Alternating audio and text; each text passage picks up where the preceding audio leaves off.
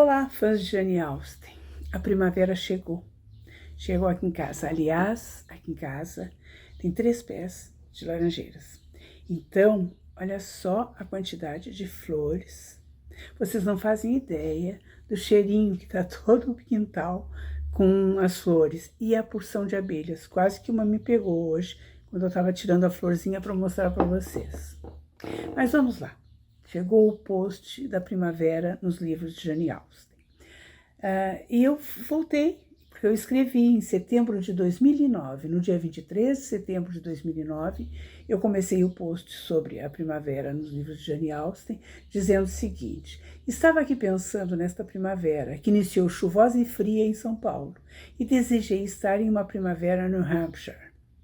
E eu fiz uma foto da janela do meu quarto, realmente estava chovendo, estava florido, as árvores floridas, que eu não sei que flores são essas, nem essas árvores, né? E por acaso hoje, aqui no Rio Grande do Sul, neste dia 27 de setembro de 2025, também está chuviscando.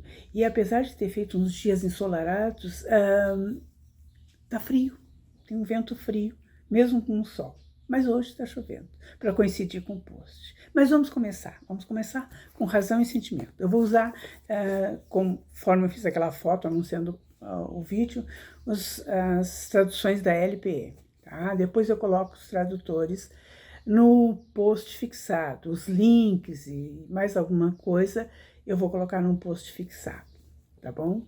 Uma das respostas. Em razão e sentimento, vocês vejam que foi escolhido razão e sentimento, não razão e sensibilidade, como é a maioria das traduções. Eu falo sobre aqui, deixa eu até vou acompanhar aqui pelo post, como eu não sei usar esse negócio aqui.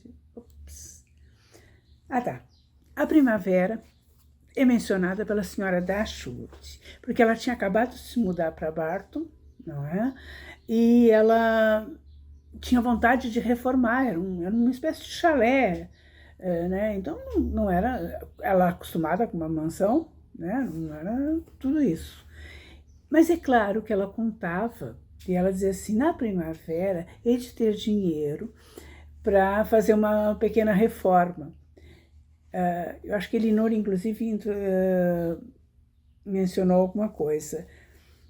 E contando com dinheiro. É claro que ela não ia poder contar com o dinheiro do enteado dela. Do jeito que casaram com aquela bruaca, não ia receber a nada. Ele mal pagou, acho que a mudança, se bem me lembro. E teve outra pessoa que também, já na primavera, disse assim: não faça reformas nesse chalé, ele é perfeito do jeito que é, né, nessa primavera. Então essa é a menção da primavera. Então a primavera é uma boa época provavelmente para construções lá. O verão não tinha essa menção, né? Então é essa a menção. Deixa eu ver se tem mais alguma coisa aqui assim. Ela mencionando a casa, vou ler aqui assim: quanto à casa em si, não há dúvida, disse ela, de que é muito pequena para a nossa família. Nós conseguiremos nos acomodar de maneira toleravelmente confortável por enquanto, porque o ano já vai tarde demais para melhorias. Quem sabe na primavera, se eu tiver bastante dinheiro, e ouso dizer que terei, possamos pensar em reformas. Tá claro que Elinor não concordava com isso aqui, né, que tinha o pé no chão. E quando chega, já num outro capítulo, é que o Willoughby fala que, por favor, não façam reforma nenhuma na primavera, porque é perfeito, assim, naquele sonho dele de galanteador. Tá? Em Orgulho e Preconceito, vamos ver aqui assim, em Orgulho e Preconceito é uma conversa interessante que a senhorita Bingley, não é um capítulo? Deixa eu ver, perdi um negócio aqui, socorro, não, tá aqui. É um capítulo, é bem no início. O capítulo 8.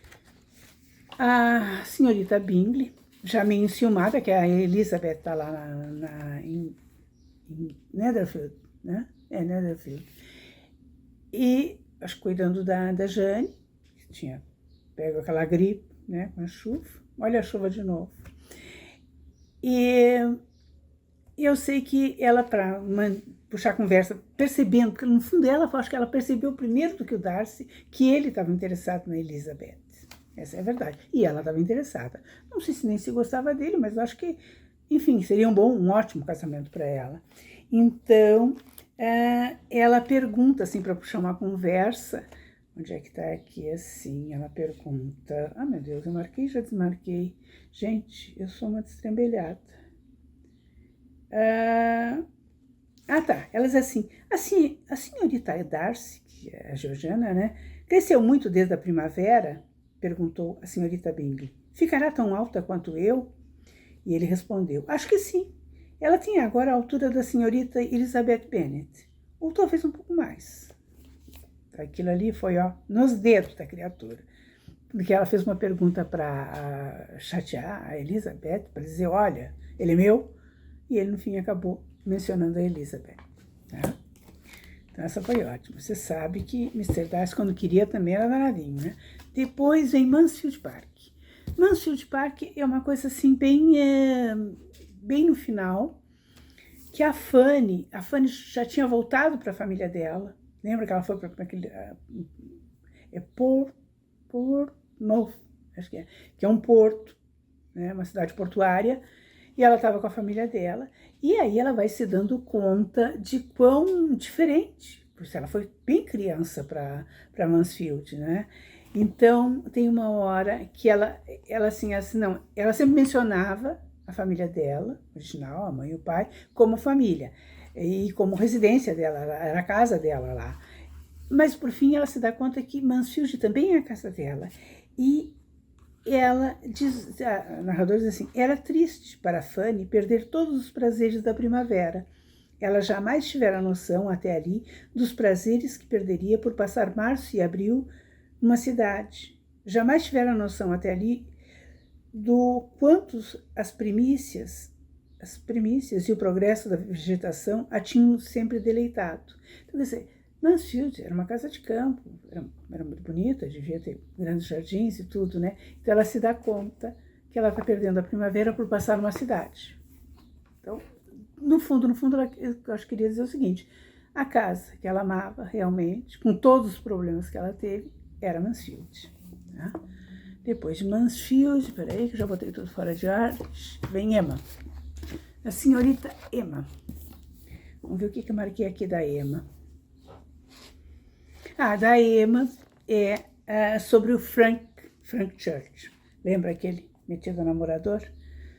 Que dava a bola para uma e namorava a outra, né? Vivia fazendo galanteios. Então, depois, porque o Frank foi adotado por uma irmã da mãe dele. A mãe dele faleceu quando ele era pequeno, e o pai tinha que trabalhar, sozinho, né? Ele foi para essa senhora, a senhora Church, que era casada e que não tinha filhos. É bem comum esse negócio de não terem filhos e adotarem, não é? Pelo menos nas histórias de Jane, eu acho que isso era uma coisa de época também. Não sei. Casais inférteis ou que tiveram problemas com gravidez, eu não sei. É uma coisa bem interessante de se ver, de se estudar, de se pesquisar. Então, desde que ele está lá, claro, agora já maior, já um homem feito, né? Eles estavam sempre, o Sr. Weston, que é o pai dele, e agora já casado com a Sra. Weston, ficavam pensando assim, toda a primavera que ele poderia vir para aproveitar a primavera, que é uma época maravilhosa. E aqui ele escreveu o seguinte, acho que está melhor, está escrito, opa, hein? Ai, meu Deus do céu, como eu não gosto do notebook. Aqui assim, vamos ver. E ele, então, prometia vir e não vinha nunca, na primavera, né? Que, segundo eles, era a estação do ano apropriada para uma visita, com dias longos, clima agradável e temperatura amena, para passeios e exercícios ao ar livre. Então, a primavera tinha essa conotação, porque provavelmente para eles o verão, com aquele tipo de roupa talvez que usasse, ficava um pouco desagradável para saírem todos vestidos assim. Então a primavera era o ideal. Eu me agrado muito do outono também.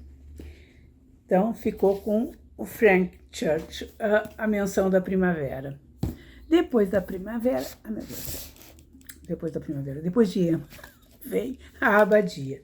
A abadia, a única coisa assim que dava para mencionar é a última carta que a Isabela mandou para Catherine. Tá? Essas cartas são maravilhosas. Eu gosto muito da Isabela. Tá?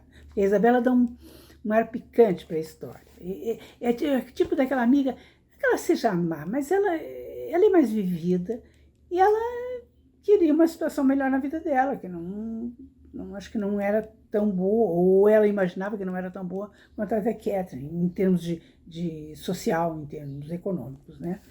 Então ela vai escrevendo lá a carta, dizendo que recebeu 2 cartas da Catherine, com uma maior alegria, e que 1000 vezes pegou numa folha, num papel para escrever, mas sempre tinha um inútil que a impedia de escrever. Tudo mentira, claro, não escreveu porque não quis, né? E lá pelas tantas, um único comentário, uma menção de Primavera foi que ela disse o seguinte, porque ela continuava em Bath, porque a Catherine foi para casa, né? Começaram a chegar as modas da primavera, e os chapéus são as coisas mais horrorosas que você pode imaginar. Eu não tinha muita coisa para dizer, disse isso. Mas é muito interessante essa carta, é no capítulo 27. Quem tiver com saudades, releia, dessa espertinha. E por último, persuasão. Persuasão, vamos ver aqui a parte que está aqui assim. Persuasão é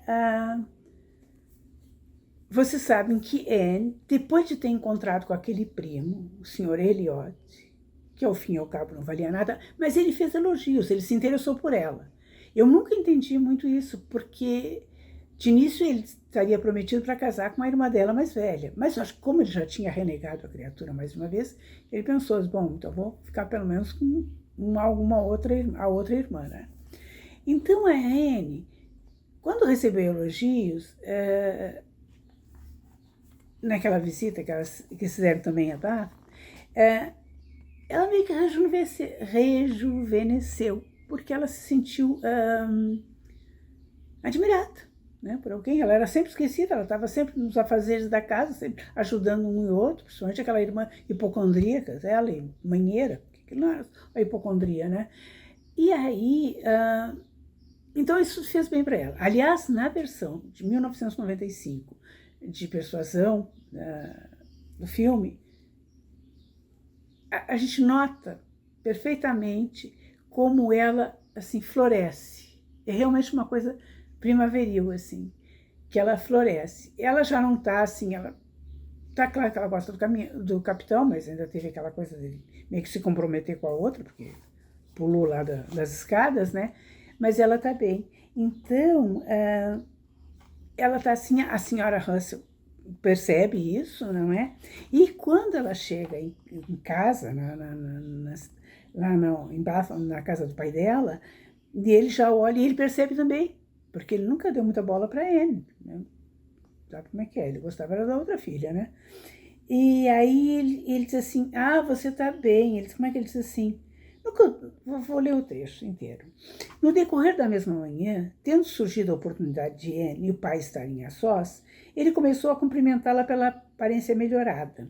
A achava menos magra de corpo, de rosto, a pele, as cores, muito melhores, mais claras, mais frescas. Estaria ela usando algo em especial? E ela disse, não, nada, não estava usando nada. Apenas Gowland.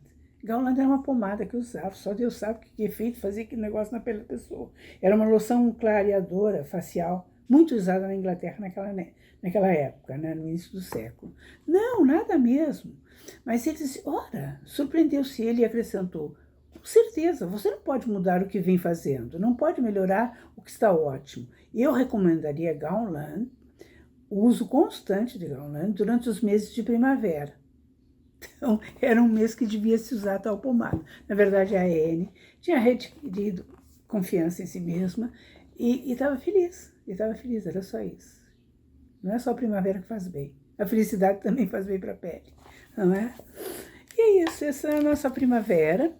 Agora, eu quero ver se gravo um primeiro vídeo a respeito dos 250 anos do nascimento de Jane Austen, infelizmente, por motivos de doença na família.